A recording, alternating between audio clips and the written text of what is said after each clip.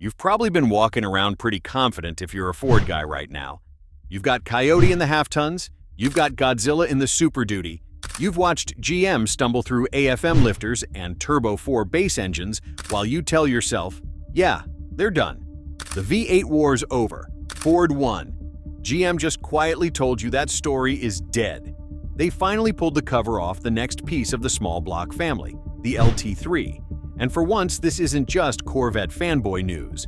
The way this engine is built and the way it makes torque should have Ford owners actually worried because it fixes exactly the things you've been clowning GM for. Lazy torque down low, shaky emissions headroom, and a V8 lineup that was running out of future. Let's lay the villain on the table early. The villain here is Ford's comfort zone. Ford has been winning the V8 narrative so hard that they're at risk of doing what GM did with LS for years, recycling the same idea while the world's rules change underneath them. The LT3 is GM's way of saying, we're not playing that game anymore. So what is LT3 really? GM's LT codes are their Gen 5 and beyond small block family. LT1, LT2, LT4, LT5, L8T, and so on. LT3 has existed in rumors for years, a special 6.6-liter naturally aspirated V8 originally planned for a Camaro Z/28 track weapon, killing LS7 and bringing a new wave of high-rev torque.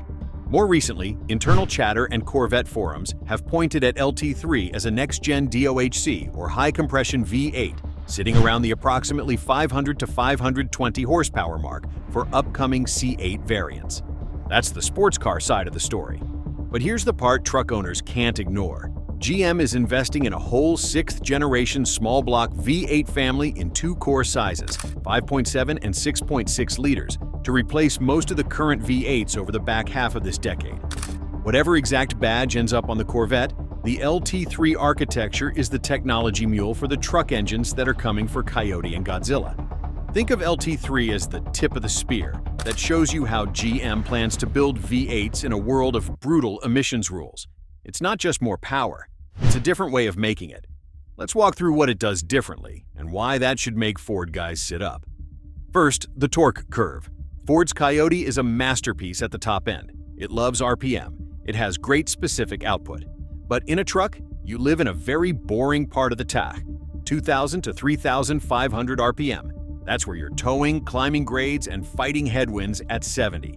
From what's leaked and what GM's said about Gen 6 small blocks, LT3 isn't chasing a 7,500 RPM dyno pull. It's chasing table-flat torque across that boring middle band.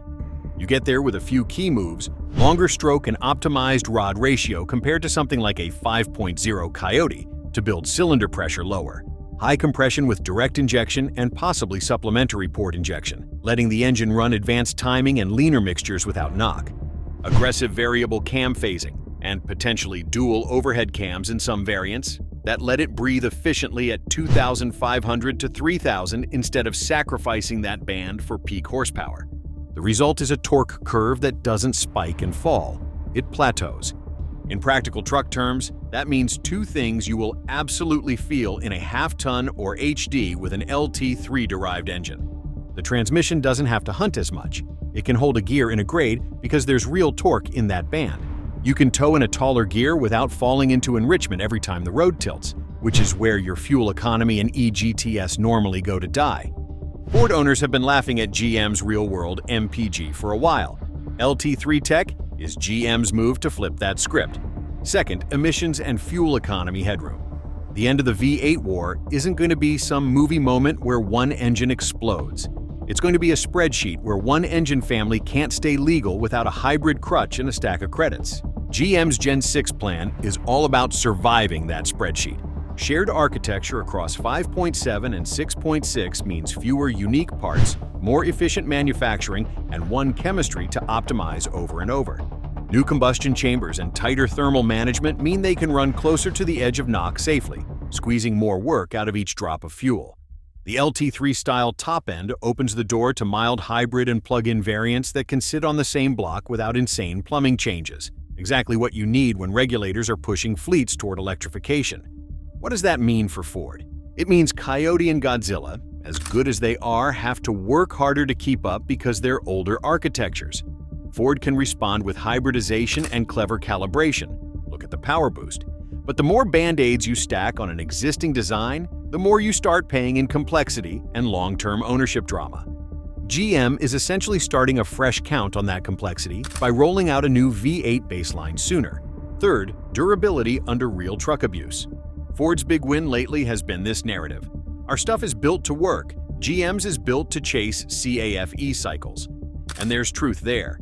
The L8T Iron Block 6.6 was GM's first major pivot back toward, we hear you truck guys.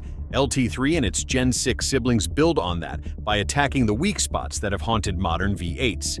Valve train. Lessons learned from AFM/DFM. Lifter failures on earlier engines should push GM toward either simpler deactivation hardware or avoiding certain architectures altogether in HD/tow-oriented trims.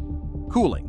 Packaging that puts turbos, cats, and manifolds where airflow and shielding actually work, not just where they can fit in an old bay. Oil and timing systems tuned to survive long-term towing and heat without the chain and phaser drama we've seen across brands.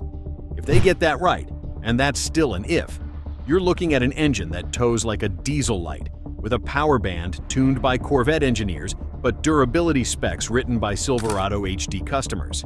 That's where Ford owners should be worried starts to get real, because the last thing any Ford fan wants is a GM that finally solves its own self-inflicted wounds.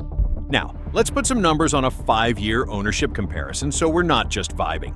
Take a modern F-150 with a 5.0 Coyote and a future Silverado 1500 with an LT3 derived 5.7, both making, say, mid-400s horsepower. Totally hypothetical, but in the ballpark of where these engines live. Real-world combined fuel economy today. Current 5.0 F-150. A lot of owners see 17 to 18 miles per gallon combined if they're honest and not babying it. GM's new Gen 6 5.7 is targeting roughly a 5 to 6% improvement over the outgoing V8 in similar duty, according to early reports.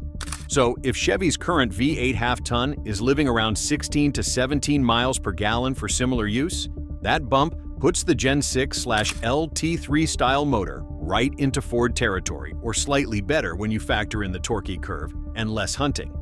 Run that over 5 years at 15,000 miles per year and $3.75 per gallon, 17.5 miles per gallon, approximately 857 gallons per year, $3,214 per year, $16,070 over 5 years. 18.5 miles per gallon, approximately 811 gallons per year, $3,042 per year, $15,210 over 5 years. That's an approximately $800 to $900 swing over 5 years just in fuel, before we talk about warranty exposure and things like lifters, chains, and exhaust hardware. If GM can deliver that kind of efficiency while also matching Ford on power and tow rating, Ford's "we're the grown-up choice" pitch gets a lot weaker. So, what should you do with all this if you're a Ford owner watching the LT3 news? First, don't panic sell your truck. You still have one of the best V8 ecosystems on the road, but you should absolutely understand that the game is restarting. Ford's old advantage was better high-rev architecture, Coyote. Simpler, big cube workhorse, 7.3 Godzilla. A head start on hybridization, power boost. GM's counterpunch with LT3 and Gen 6 is fresh combustion and valve train tech with headroom for the next emissions cycle. Torque shaped for real truck use, not just spec sheet bragging. An engine family designed from day one to play nice with electrified drivetrains. If you're staying blue oval, you want Ford to answer this with Coyote 4.0 style evolution. Better low-end torque, stronger chains/phasers, cleaner integration with hybrids, and a Godzilla refresh that gets honest about fuel economy. If you're open to switching, the smart play is to watch the first 2 years of LT3-based trucks like a hawk. How do they do on fuel in real owner hands? It's the test bed for GM's Gen 6 truck V8s. The design choices they're showing, broader torquey plateaus, smarter combustion, better hybrid compatibility, directly target Ford's current strengths. If GM sticks the landing, the old Ford for work, GM for comfort meme doesn't work anymore. You'll have to judge them head-to-head on numbers, not nostalgia. So, yeah, if you're a Ford owner who's been laughing at GM's V8 program for a decade, you should actually be worried. Not because Ford suddenly got bad, but because GM finally decided to fight the next war instead of the last one.